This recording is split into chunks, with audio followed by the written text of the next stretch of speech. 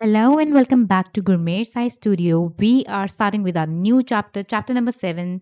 जैसे कि आपने थंबनेल में देख ही लिया होगा, इट इज़ अबाउट कॉग्निशन और कॉग्निशन में हम सबसे पहले पढ़ने वाले हैं थिंकिंग के बारे में. नाउ थिंकिंग और रादर हम हमारा टॉपिक है हाउ पीपल थिंक. हम सोचते कैसे हैं.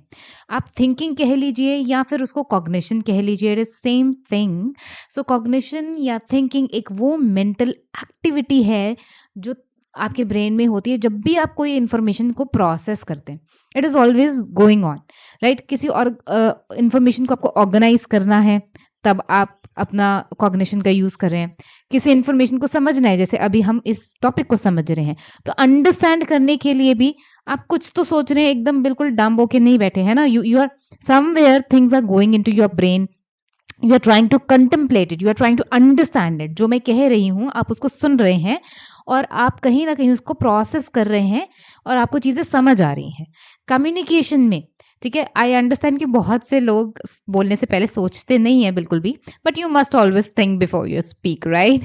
सो कम्युनिकेट करने के लिए भी थिंकिंग हम करते हैं.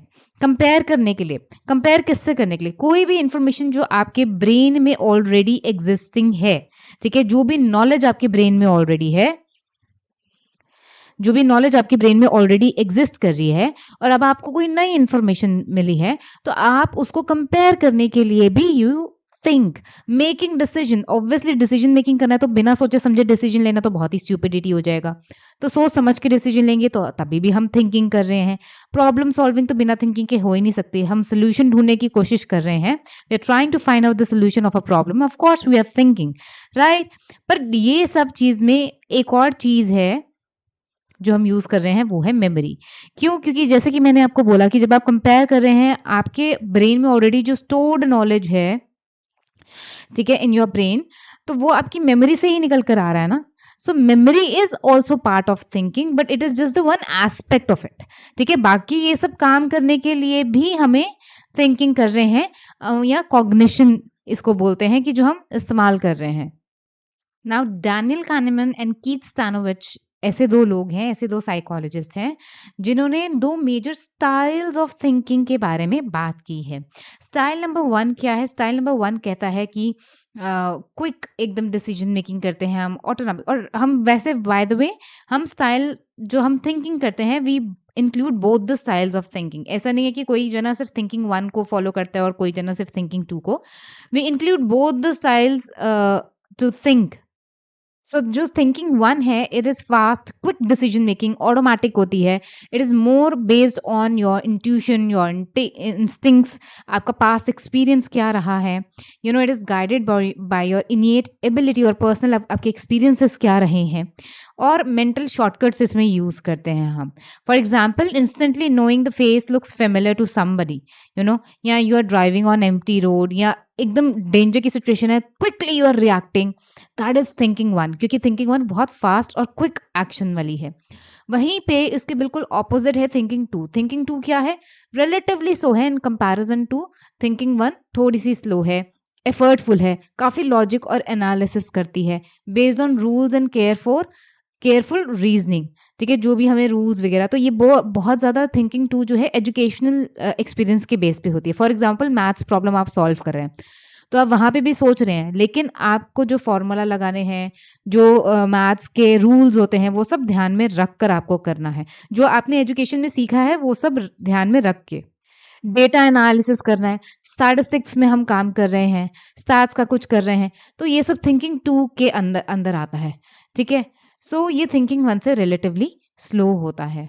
सो एक तरीके से हम कह सकते हैं कि ये क्विक डिसीजन मेकिंग के लिए है थिंकिंग 1, और ये थोड़ा डीप थिंकिंग जब हम कर रहे होते हैं तो हम थिंकिंग 2 को फॉलो करते हैं. But they go hand in hand, ठीक है, दोनों का ही इस्तेमाल होता है. नाउ मेंटल इमेजरी की बात करते हैं. मेंटल इमेजरी की अगर बात करें तो मेंटल इमेजेस क्या होती हैं? Mental images are representation of an objects या event use in mental activity. Mental activities में कोई हम इमेज या ऑब्जेक्ट का जब यूज करते हैं तो वो मेंटल इमेजरी है. Basically they interact with us in a similar way, जैसे कि कोई फिजिकल ऑब्जेक्ट होता है. हम मेंटल इमेज की बात क्यों कर रहे हैं? Because this is a tool used in thought process. अब आप थिंकिंग कर रहे हैं, मान लीजिए when I tell you to think of a fruit, ठीक है?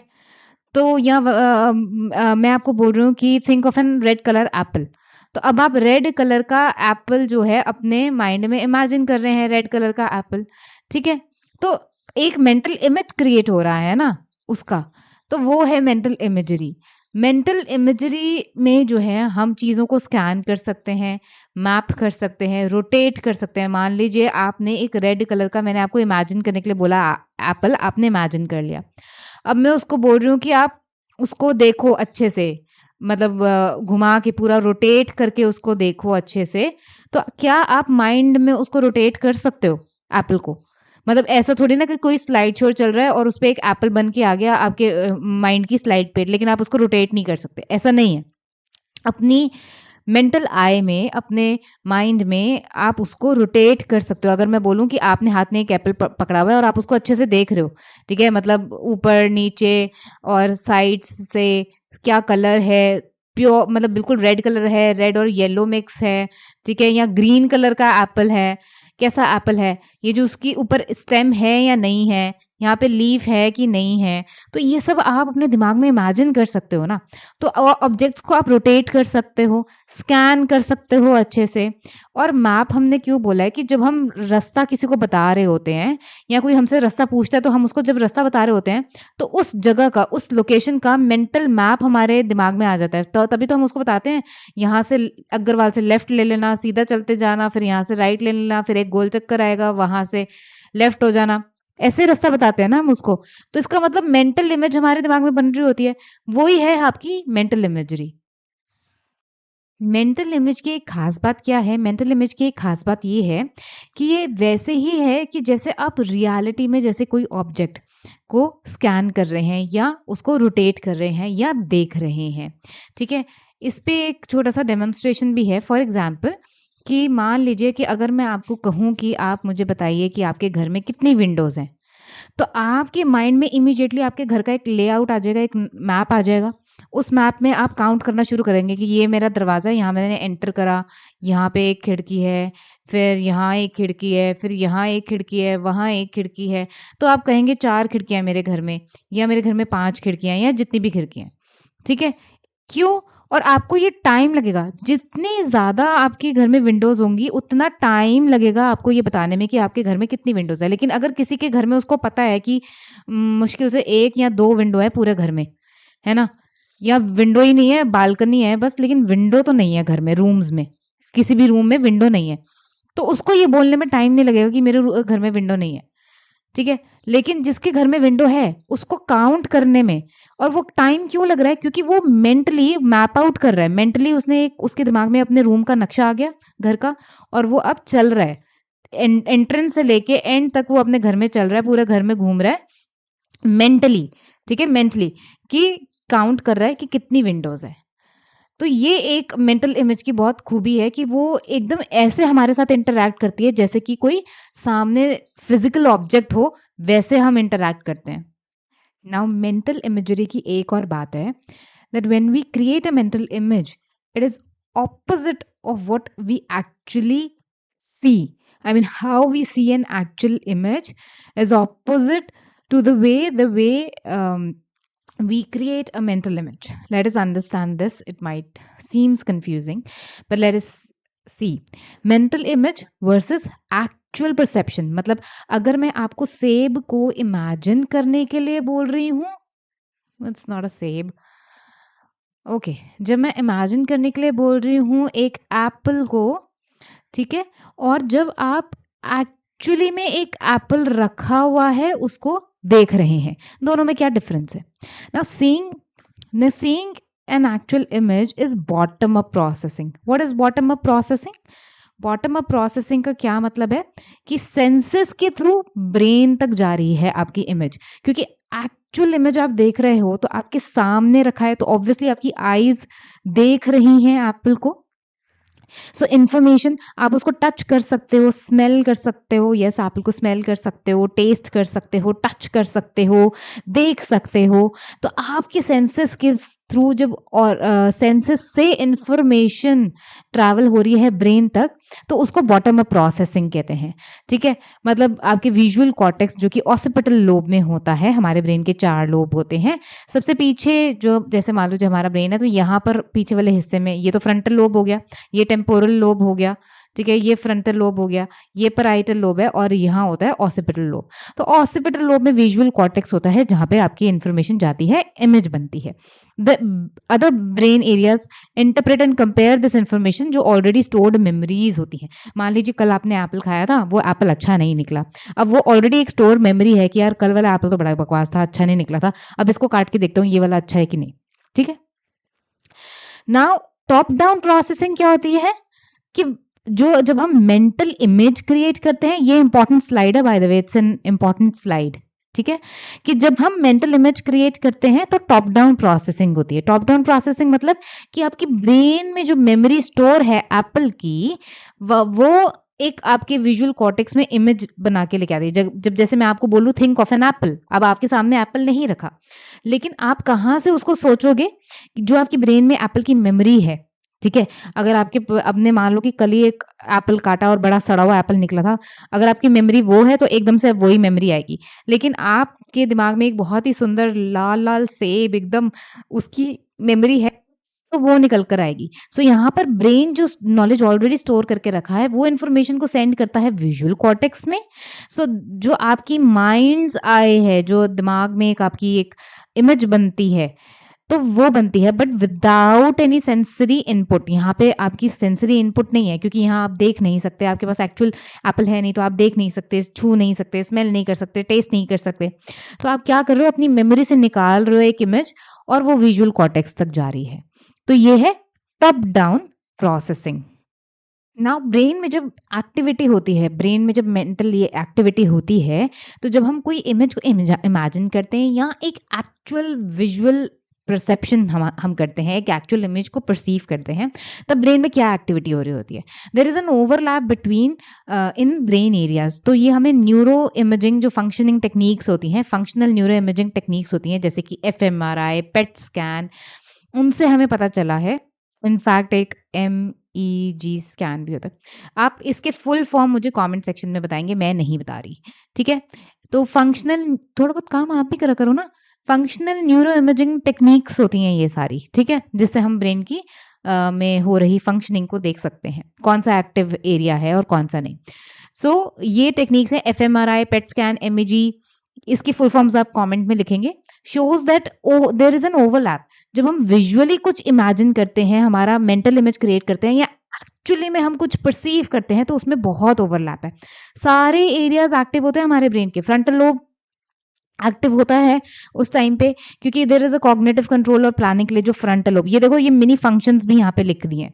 ठीक है, फ्रंटल लोब का क्या फंक्शन होता है, कॉग्निटिव कंट्रोल करना, प्लानिंग करना। टेम्पोरल का फंक्शन क्या होता है, मेमोरी को रिट्रीव करना। पैराइटल का फंक्शन क्या होता है, अटेंशन या स्पेशल प्रोसेसिंग। जैसे मैंने आपको विंडो वाला एग्जाम्पल दिया था ना, आप अपने घर में मेंटली घूम रहे हो, है ना, तो काउंट कर रहे हो विंडो, दैट तो उसमें स्पेशल प्रोसेसिंग की भी जरूरत है। ऑसिपिटल लोब, जहाँ पे इमेज बनकर आ रही है। तो एक्चुअल जब आप इमेज देखते हो, विजुअल परसेप्शन करते हो, या जब आप मेंटली इमेजिन कर रहे हो, ठीक है, मेंटल इमेज है, दोनों में ही ये सब एरियाज एक्टिव होते हैं। ऐसा इन स्कैन्स के थ्रू पता चला है। We can store information in multiple ways including both depictive pictorial format में भी, या प्रपोजिशनल जिसको कहते हैं डिस्क्रिप्टिव फॉर्मेट में। तो जो हमारा ब्रेन है, जो उसमें हम इंफॉर्मेशन को बहुत तरीके से स्टोर कर सकते हैं। तो डिस्क्रिप्टिव फॉर्मेट क्या होता है, जैसे मैंने आपको डिस्क्राइब किया, मैंने बोला कि आप एक एप्पल को इमेजिन करो और मेरे को डिस्क्राइब करो कि वो एप्पल कैसा दिखता है। तो ये डिस्क्रिप्टिव फॉर्मेट है, मेंटल इमेज को आप डिस्क्राइब कर रहे हो। पिक्टोरियल फॉर्मेट या डिपिक्टिव फॉर्मेट क्या है, कि जब एक्चुअल इमेज को आप देख रहे हो। Now both internal external stimuli और इंटरनल एसोसिएशंस दोनों ही ट्रिगर कर सकते हैं मेंटल इमेजेस को, specially in case of disorders, जैसे एंजाइटी डिसऑर्डर है, डिप्रेशन है, PTSD है, पोस्ट ट्रॉमेटिक स्ट्रेस डिसऑर्डर है। तो इन डिसऑर्डर्स में क्या होता है पेशेंट को, कि मान लो किसी के साथ कोई बहुत ट्रॉमेटिक कोई इवेंट हुआ, अब उसको अचानक से उसका जो ब्रेन में है वो इमेज वो ट्रिगर हो जाती है। कुछ उसने कोई रोड एक्सीडेंट देख लिया मान लो, ठीक है? या उसके साथ कुछ हुआ या उसने फायर देख ली, कुछ ऐसा कुछ देखा उसने, कुछ विटनेस किया, जिसकी वज़ह से उसको बहुत स्ट्रेस है, ठीक है? तो वो मेंटल इमेज एकदम से ब्रेन ट्रिगर कर देता है। तो इंटरनल एसोसिएशंस या एक्सटर्नल स्टिमुली की वजह से भी कई बारी हम बोलते हैं ना, अरे यार तेरे को देख के मेरे को याद आया मुझे जो मेरे को भी ये काम करना था या फलाना, या नोटबुक मेरे को देख के याद आया मेरे को भी ये वाले नोट्स बनाने हैं। एक्सटर्नल स्टिमुली, तो एक्सटर्नल स्टिमुली को देख के भी हमारे माइंड में कोई मेंटल इमेज क्रिएट हो जाती है। या आपने किसी के पास कुछ देखा, मेरे पास भी सेम ऐसा है, तेरे को पता है बस उसका कलर डिफरेंट है और सेम एग्जैक्टली मेरे घर पे भी ये चीज़ पड़ी है, होता है ना ऐसे। तो एक्सटर्नल स्टिमुली को देख के भी एक मेंटल इमेज क्रिएट हो सकती है और इंटरनल एसोसिएशंस भी हो सकती है। मतलब एंग्जाइटी हो रही है तो हम उसमें क्या कर रहे हैं, we are thinking about something जो हुआ ही नहीं है, लेकिन हम उसको सोच सोच के इतना बड़ा बना रहे हैं, एंग्जाइटी कर रहे हैं, ऐसा हो गया तो वैसा हो गया तो ये हो गया तो वो हो गया तो।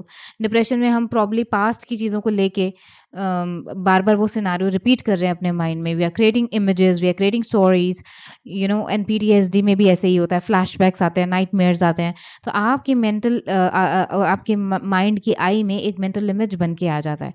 सो they can get triggered, mental image can get triggered through internal association as well as external stimuli से भी हो सकते हैं। Now let's talk about concepts and prototypes. Concepts क्या होते हैं? Concepts are the ideas that represent एक class को रिप्रेजेंट करते हैं या कैटेगरी को रिप्रेजेंट करते हैं, किसी भी ऑब्जेक्ट की, इवेंट की या एक्टिविटीज की, ठीक है? इट्स काइंड ऑफ एक फोल्डर जैसे। ये सबसे अच्छा एग्जाम्पल है, जैसे आपके कोई एक फोल्डर है, ठीक है? उस फोल्डर को रिप्रेजेंट करता है कॉन्सेप्ट, और उस फोल्डर में सिमिलर चीजें डालता है, उसी उसी कॉन्सेप्ट से रिलेटेड चीजें डालता है। जैसे मान लो कि मैं आपको बोलूँ थिंक ऑफ अ फ्रूट, तो आप मतलब without even thinking you can think any kind of fruit in the world, है ना? You can think of Apple. अगर आपने ऑरेंज, लेट्स से कि अभी विंटर्स चल रहे हैं, आपने ऑरेंज खाया, तो अगर मैं बोलूँ थिंक ऑफ अ फ्रूट, तो आप ऑरेंज भी सोच सकते हो, गुआवा सोच सकते हो, एप्पल सोच सकते हो, कुछ भी सोच सकते हो, लेकिन आपको ये पता है कि ये सारे फ्रूट की कैटेगरी में आते हैं। You will put them under one folder, जो कि फोल्डर है फ्रूट्स का। So basically what happens is when I tell you to think of a fruit, you don't have to think about every kind of fruit in the world. आपके पास एक fruit का folder है, उसमें सारे fruits enter हैं, तो आप उसमें से कोई भी उस फोल्डर में से जो है इमेज निकाल के आप सोच सकते हो फ्रूट के बारे में। सो कंसेप्ट्स का जो होते हैं, they are very useful. Concepts कैसे यूजफुल होते हैं? Concepts allow us to communicate with each other. हमें एक दूसरे से, अगर किसी को फ्रूट का कॉन्सेप्ट, जैसे बच्चों को फ्रूट का कॉन्सेप्ट नहीं पता था, ठीक है? अभी फ्रूट क्या है, वेजिटेबल क्या है, हम उनको पढ़ाते हैं, ए फॉर एप्पल, है ना? B for banana. ऐसे हम उनको पढ़ाएंगे फ्रूट का कॉन्सेप्ट, तो उनके दिमाग में ये फोल्डर बनना शुरू होगा जिसमें वो सारे फ्रूट्स डालेंगे, ठीक है? हाँ, सी फॉर चीकू, व्हाटएवर, ठीक है? सो ऐसे एक फ़ोल्डर उनके दिमाग में तब बनेगा, लेकिन अभी उसके उनके दिमाग में कोई कॉन्सेप्ट नहीं होता, बट हम उनको बताते हैं ये सब। तो फ्रूट्स, लेकिन किसी आप एडल्ट से बात कर रहे हैं, आप किसी फ्रूट सेलर से बात कर रहे हैं, uh, तो concept, and it's not about fruit is just one example that I have given you. किसी भी तरीके की बात के लिए, कोई कम्युनिकेशन के लिए, आप स्कूल की बात कर रहे हैं, कॉलेज की बात कर रहे हैं, तो आपके दिमाग में एक कॉन्सेप्ट है, स्कूल क्या होता है, कॉलेज क्या होता है। कॉलेज में कोई देयर इज नो इतनी स्ट्रिक्टनेस नहीं होती जितनी स्कूल में होती है, तो स्कूल का एक कॉन्सेप्ट है आपके पास, कॉलेज का एक कॉन्सेप्ट है आपके पास, सो एजुकेशन सिस्टम का एक कॉन्सेप्ट है आपके पास। सो कॉन्सेप्ट्स आपको अलाउ करते हैं एक दूसरे से बात करने के लिए। They help us to identify new things. For example, एक डॉग की ब्रीड है, it's kind of a sheep dog. जैसे कि एक ब्रीड है डॉग की, ब्रेयार्ड डॉग, ठीक है? ये एक तरीके का शीप डॉग होता है। शीप डॉग मतलब कि जो शीप्स को, भेड़ों को मतलब कंट्रोल करने के काम आता है, ठीक है? जैसे उसको, उनको बाकी एनिमल अटैक से भी बचाता है। इसको ट्रेन किया जाता है इस काम के लिए।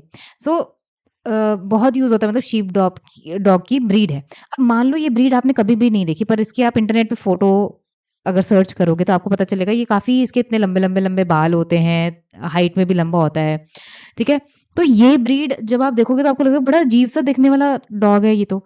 हो सकता है कि ये ब्रीड आपने कभी देखी ही नहीं है, मतलब नहीं देखी है। हुँ? तो लेकिन आपको ये पता है कि फिर भी आपको ये पता है कि ये जो है चाहे मैं इस ब्रीड को नहीं जानता हूँ, लेकिन आपको पता है 4 टाँगे हैं, फर है, एक टेल है, ठीक है? तो ये डॉग की कैटेगरी में आएगा। ये लग तो डॉग ही रहा है, चाहे मैंने इस ब्रीड को देखा है, चाहे नहीं देखा है। लेकिन आप फटक से इस एक ऐसी इन्फॉर्मेशन आपके दिमाग को मिली है, जो न्यू इन्फॉर्मेशन है, जिस ब्रीड को आपने कभी नहीं देखा, लेकिन आप इसको एनिमल के कैटेगरी में, फ़ोल्डर में आप डाल दोगे, ठीक है? आपके ब्रेन में जो एनिमल वाला फ़ोल्डर है, उसमें आप ये इस वाले डॉग को डाल दोगे। सो ये हमें कंसेप्ट्स जो हैं हमें हेल्प करते हैं आइडेंटिफाई करने के लिए न्यू थिंग्स को। Concepts play an important role in the theory of cognitive development put forth by Jean Piaget. Jean पियाजे नहीं बोलते इसको, Jean Piaget है ये फ्रेंच नेम। तो Jean Piaget जो है ये कॉग्निटिव डेवलपमेंट की जो इन्होंने थ्योरी दी थी, उसमें भी कॉन्सेप्ट्स का बड़ा इंपॉर्टेंट रोल है। जब ये हम इनकी थ्योरीज वगैरह करेंगे तब पढ़ेंगे। नाउ फॉर कॉन्सेप्ट्स दो तरीके के होते हैं, फॉर्मल और नेचुरल। फॉर्मल कॉन्सेप्ट्स क्या होते हैं? जो रिजिड रूल से बने होते हैं, और नेचुरल कॉन्सेप्ट्स बहुत फजी होते हैं। फजी होते हैं मतलब फ्लेक्सिबल होते हैं। तो फॉर्मल कॉन्सेप्ट्स जो होते हैं इनके बहुत स्ट्रिक्ट डेफिनेशंस होती हैं, स्पेसिफिक रूल्स होते हैं, इनके काफ़ी रिजिड होते हैं और वेल डिफाइंड होते हैं। फॉर एग्जांपल स्क्वायर एक फॉर्मल कॉन्सेप्ट है। क्यों? क्योंकि इसका एक रूल है कि चारों साइड उसकी इक्वल होनी चाहिए, 360 डिग्री के एंगल होने चाहिए। ऐसे ट्रायंगल एक कॉन्सेप्ट है जिसके मतलब ये जो एंगल्स हैं ये ऐसे कॉन्सेप्ट है एक, ठीक है, होने चाहिए। ऐसी रेक्टेंगल का कॉन्सेप्ट है, पेंटागन का कॉन्सेप्ट है, मतलब ये सारे कॉन्सेप्ट्स हैं। तो ये सारे फॉर्मल कॉन्सेप्ट्स हैं क्योंकि इसके रिजिड रूल्स हैं, ठीक है। नेचुरल कॉन्सेप्ट्स क्या होते हैं? वहाँ पे फ्लेक्सिबिलिटी होती है, कोई इतनी स्ट्रिक्टनेस नहीं होती। वो कहाँ से डेवलप होते हैं? आपके experiences through real world, and they help us to understand the messy world around us. For example, आपके पास एक ब्रेन में फोल्डर है व्हीकल का। अगर मैं बोलूँ व्हीकल, तो आपको सबसे पहले कार, ट्रक या बस का नाम आपको ध्यान आएगा। लेकिन व्हाट अबाउट राफ्ट? क्या वो व्हीकल है? व्हीकल का क्या मतलब है? जो आपको एक प्लेस से दूसरे प्लेस पे ले जाने में मदद करे, है ना?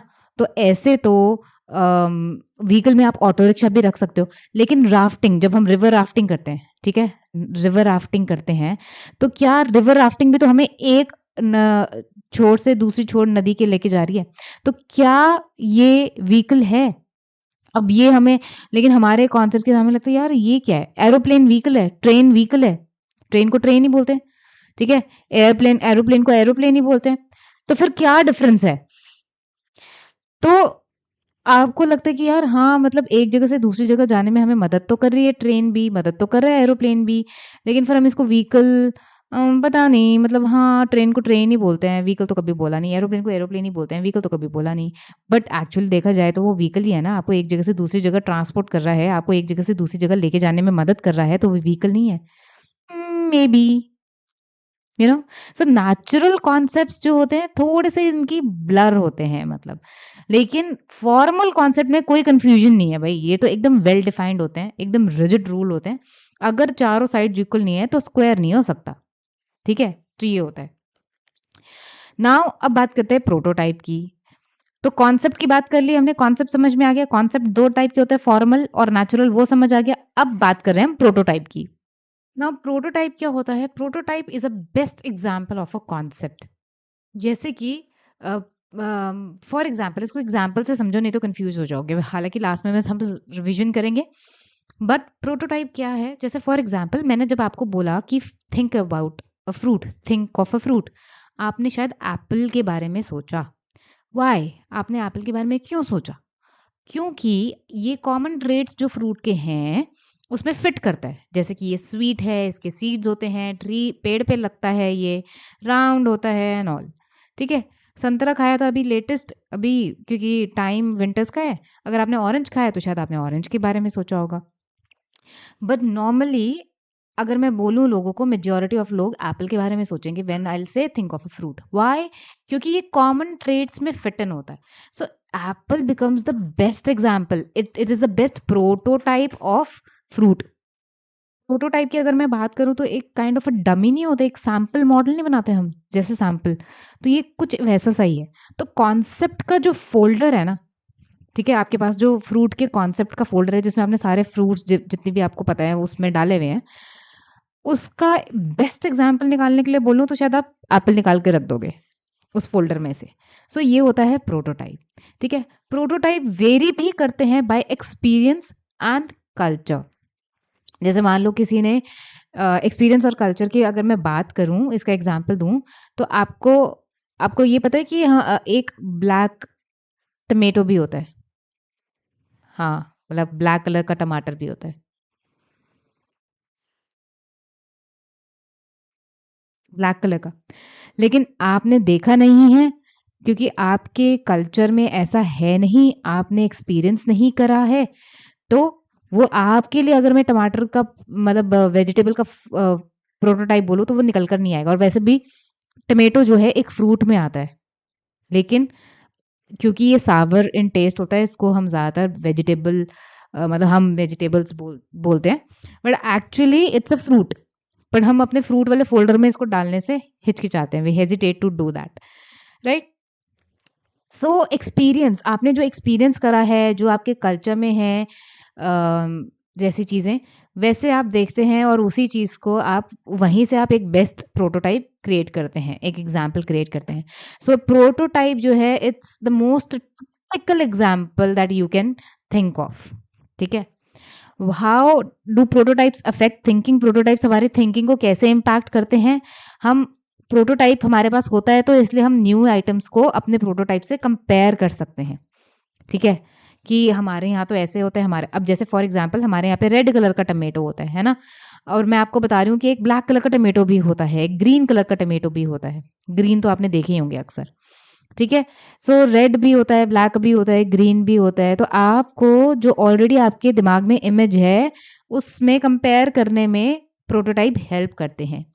ईज़ी फिट इन हो जाते हैं, फास्ट आइडेंटिफिकेशन, और कुछ-कुछ वियर्ड फिट होते हैं जिसमें हमें सोचना पड़ता है। जैसे टमेटो फ्रूट है, अभी इसमें हमें सोचना पड़ेगा, ठीक है? लेकिन अगर मैं बोलूँ ऑरेंज फ्रूट है, हाँ, वो तो फ्रूट ही है। गुआवा फ्रूट है, हाँ, वो तो फ्रूट ही है। स्ट्रॉबेरी फ्रूट है, हाँ, वो तो फ्रूट ही है, ठीक है? तो कुछ-कुछ वियर्ड तो हमें प्रोटोटाइप हो ये चीज़ें कंपेयर करके हेल्प करने में मदद करते हैं कि हमें कौन-सी फ़ोल्डर में इसको डालना है।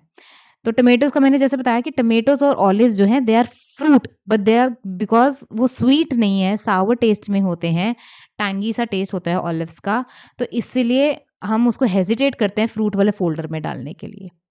We use a combination of cognitive process including concepts, prototypes, type and mental images to identify objects in our daily life. जब हमारी डेली लाइफ की बात आती है and we are bombarded with the information, हमारी सेंस ऑर्गन्स कितना कुछ देखती हैं, तो प्रोटोटाइप जो है हमें हेल्प करते हैं, ठीक है? तो ये जो कॉग्निटिव प्रोसेस की हम समझने की बात कर रहे हैं, ये कॉग्निटिव प्रोसेस जो है ये इंक्लूड करती हैं कॉन्सेप्ट्स को, प्रोटोटाइप्स को, मेंटल इमेजेस को।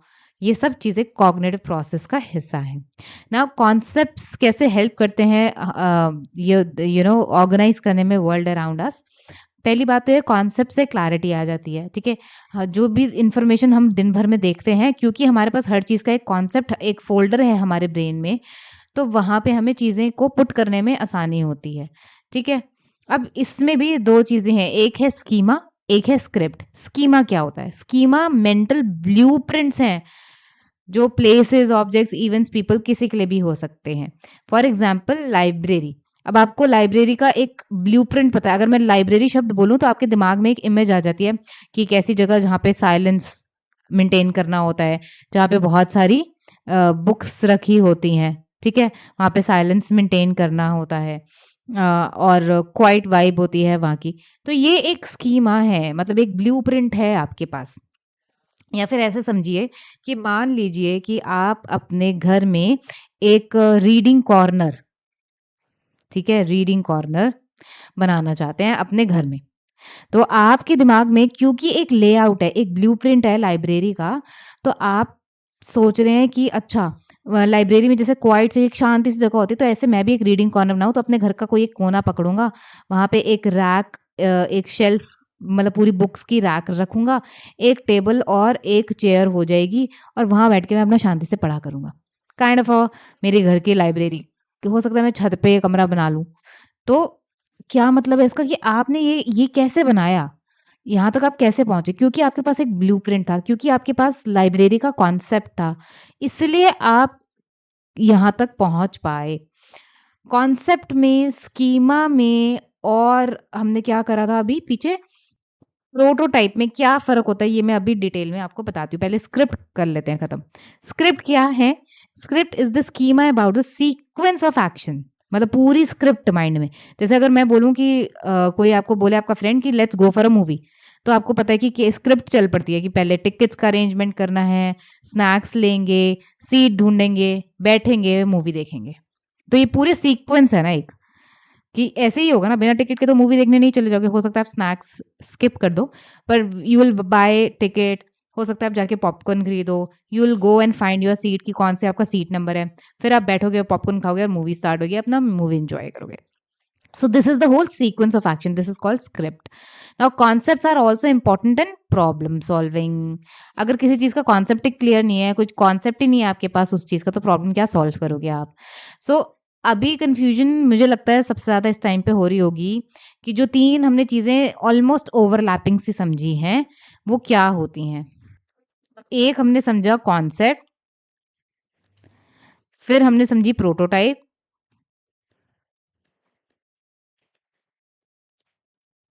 और स्कीमा। कॉन्सेप्ट क्या होता है? कॉन्सेप्ट होता है, कॉन्सेप्ट में आता है आपका फ़ोल्डर। मान लो कि आपके पास एक फ़ोल्डर है, एक फ़ाइल है, ठीक है? फ़ाइल देखिए ना आपने फ़ाइल, और यहाँ पे आपको पता है फ़ाइल के यहाँ पे आप लिख सकते हो। मान लो जैसे यहाँ पे लिखा है आपने कुछ फ्रूट लिखा है, ठीक है? तो मान ये एक फ़ोल्डर है, ऐसे आप अपने नोटबुक में भी बना लेना, आपको आसानी रहेगी। अभी कोई कोई कन्फ्यूज़न नहीं रहेगा, सब क्लियर हो जाएगा। कंसेप्ट क्या होता है? एक फ़ोल्डर जिसमें हमने सब चीज़ें रखी होती हैं। प्रोटोटाइप क्या होता है? Prototype is your image on the folder. अब इस पे फ्रूट पे आपने एक मान लो कि मैंने एक एप्पल की इमेज लगा दी। अब आपको दूर से पता चल जाएगा कि यार ये जो फ़ोल्डर है ये इसमें फ्रूट्स हैं सारे, फ्रूट्स की इमेजेस हैं सारी, ठीक है? तो कॉन्सेप्ट आपके ब्रेन में एक फ़ोल्डर होता है, प्रोटोटाइप उस फ़ोल्डर के ऊपर लगी हुई इमेज होती है ताकि आपको एकदम से पता चल जाए कि इस फ़ोल्डर के अंदर सारी कौन-सी चीज़ें हैं। स्कीमा क्या होता है? Schema would be everything you know about fruit. पेड़ पे उगता है, राउंड होता है, स्वीट होता है, इसमें बीज होते हैं। ये जो भी चीज़ें आपको फ्रूट से रिलेटेड पता हैं, ये सब स्कीमा में आ जाएँगी। So I hope this is clear to you, ठीक है? इसको एक बारी अगर कन्फ्यूजन है तो रिवाइज़ कर लेना। अब कोई कन्फ्यूजन होनी नहीं चाहिए, ये लास्ट स्लाइड देख के। कंसेप्ट एक फ़ोल्डर की तरह काम करता है, प्रोटोटाइप एक इमेज की तरह है जो उस फ़ोल्डर के ऊपर चिपकी हुई है ताकि आपको ये पता चल जाए, एकदम पढ़ना भी ना पड़े कि वो फ़ोल्डर किस चीज़ का है, बस आपको देखते ही पता चल जाए कि ये कौन-सा फ़ोल्डर है, इसमें फ्रूट की इन्फॉर्मेशन है, क्या है। Schema is everything that you know about that, उस फ़ोल्डर में जो इन्फॉर्मेशन है, जो जिस चीज़ का वो फ़ोल्डर है, उसके बारे में आपको जो भी पता है, ठीक है? Everything that you know about it. So this is it for today. I hope you enjoyed this video and you gained some knowledge. If it like that is the case, do give me a thumbs up, do give me your feedback. Let me know in the comment section how was it for you.